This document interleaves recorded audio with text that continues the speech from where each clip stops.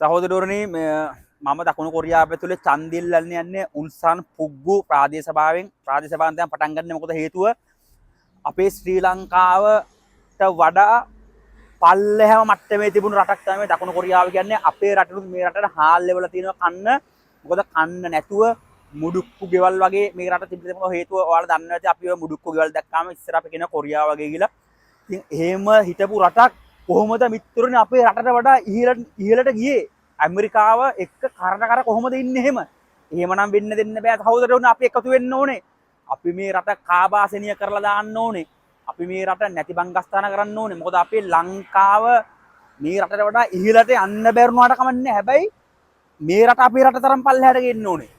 ඒ නිසා මම කියනවා අපේ රටේ ඉන්න සියලුම දේශපාලඥයෝ 224ටම තමන්ගේ දරුවෝ මල්ලොත් එක්ක හරි කමන්නේ එකතු වෙලා මේ රටට ඇවිල්ලා කොහොම හරි මමත් එක්ක එකතු වෙලා ඡන්දෙල්ල මේ රට නැති බංගස්ථාන කරන්න එකතු වෙන්න කියලා කියනවා. නෙළුම් කුළුණ හරි කමන්නේ, බුරත් කුලේ හරි කමන්නේ, පුටුව හරි කමන්නේ, හංසයෝ හරි, මාලිමා හරි, මොක්කු හරි කමන්නේ.